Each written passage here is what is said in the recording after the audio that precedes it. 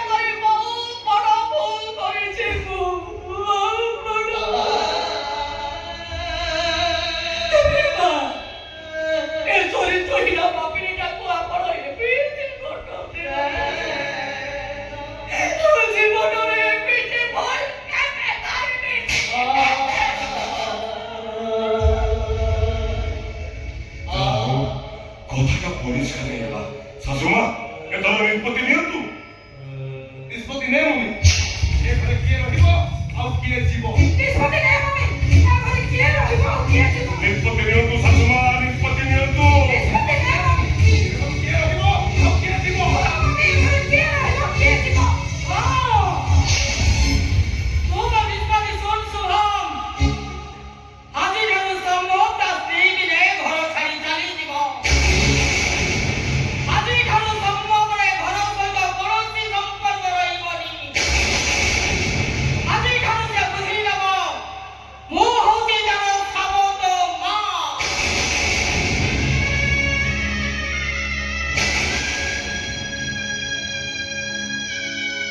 ମା କାହିଁକି ଗୋଟେ ନିରୀହ ଲୋକକୁ ଏତେ ବଡ଼ ଦଣ୍ଡ ଦଉଛନ୍ତି?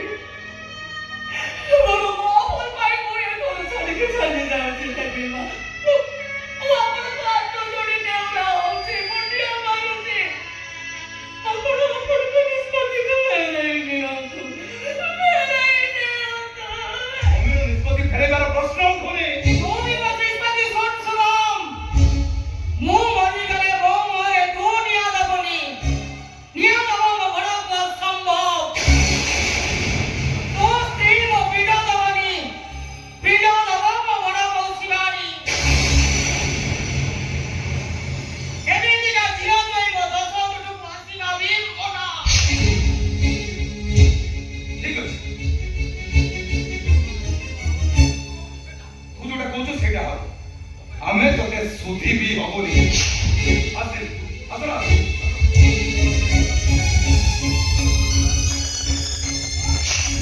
ଏ ସମ୍ଭବ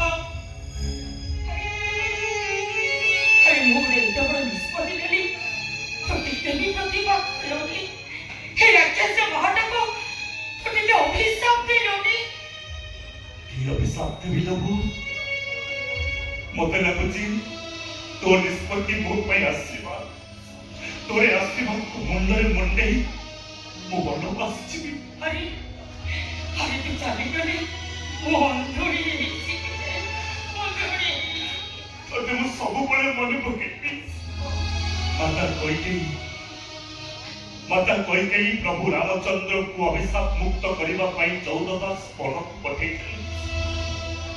14 ବର୍ଷ ବନ କଲା ପରେ ଦଶରଥ ଯେତିକି କାନ୍ଦିଥିଲେ ତାଠୁ ବେଶୀ କାନ୍ଦିଥିଲେ ମାତା କୈକେୟୀ। ତୁ ମତେ ବେଶୀ ଭଲ ପାଅ।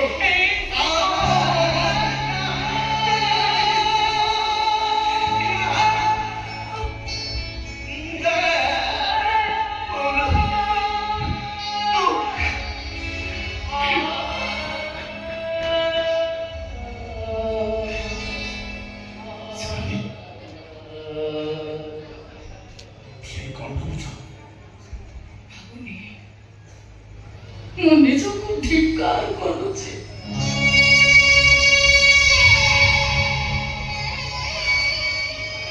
କାହିଁକି ଆପଣଙ୍କ ଜୀବନକୁ ଭିତରେ ପଶି ଆସି ମୁଁ ଆପଣଙ୍କୁ ଏତେ କଷ୍ଟ ଦଉଛି? ତମେ କାହିଁକି ମତେ କଷ୍ଟ ଦବ? ବରଂ ତମକୁ ମୁଁ କଷ୍ଟ ଦଉଛି। ସତରେ ଆପଣ ମଣିଷ ନୁହନ୍ତି, ଆପଣ ଦେବତା। ରାତି ପାଇଯାଉଛି, ଯିବା ଚାଲ। ମୋ ହାତ ଧରିବେନି? କହିଲ ଦେଖି ଶିବାନୀ, ମୋ ହସରେ ତମେ ନା ମୋ ଲୁହରେ ତମେ? ସାରା ଜୀବନ ମୁଁ ଆପଣଙ୍କ ଲୁହରେ ରହିବି। ଶିବାନୀ